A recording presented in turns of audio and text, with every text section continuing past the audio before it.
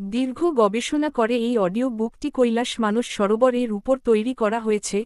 Audio book পুরো শুনুন, ভালো লাগলে ভিডিওটি অবশ্যই শেয়ার করবেন এবং চ্যানেলটি সাবস্ক্রাইব করবেন। কৈলাস মানসসরোবরের রহস্য। একটি বিস্তারিত রিপোর্ট। কৈলাস পর্বত এবং মানসসরোবর হ্রদ হল হিন্দু, বৌদ্ধ, জৈন এবং বৌদ্ধ ধর্মাবলম্বীদের কাছে একটি পবিত্র তীর্থস্থান। এই স্থানটি তিব্বতের চীন নিয়ন্ত্রিত পশ্চিমাঞ্চলে অবস্থিত এবং এর সৌন্দর্য, আধ্যাত্মিক তাৎপর্য এবং রহস্যময় ঘটনাবলী এটিকে বিশ্বের সবচেয়ে রহস্যময় স্থানগুলির মধ্যে একটি করে তুলেছে।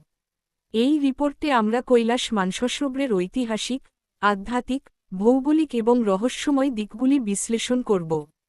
১. কৈলাস পর্বত, ভৌগোলিক ও আধ্যাত্মিক পরিচিতি। কৈলাস পর্বত তিব্বতের কৈলাস রেঞ্জে অবস্থিত, যার উচ্চতা প্রায় ৬,৬৩৮ মিটার ২১,৭৭৮ ফুট।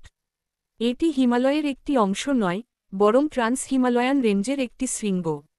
এর পিরামিড আকৃতির গঠন এবং ৪টি প্রধান দিক উত্তর, দক্ষিণ, পূর্ব, পশ্চিম এটিকে একটি অনন্য ভৌগোলিক বৈশিষ্ট্য প্রদান করে।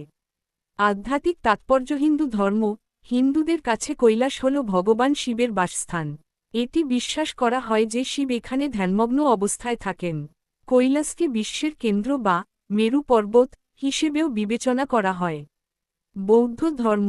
তিব্বতী বৌদ্ধরা কৈলাসকে কাং রিনপোচে বলে এবং এটি চক্রসম্বর দেবতার বাসস্থান হিসেবে বিবেচনা করে। জৈন ধর্ম। জৈনরা বিশ্বাস করে যে তাদের প্রথম তীর্থঙ্কর ঋষভদেব এখানে নির্বাণ লাভ করেছিলেন। বৌদ্ধ ধর্ম। তিব্বতের প্রাচীন বৌদ্ধ ধর্মে কৈলাস একটি পবিত্র স্থান, যেখানে আধ্যাত্মিক শক্তি কেন্দ্রীভূত। কৈলাসের চারপাশে পরিক্রমা করা একটি পবিত্র আচার।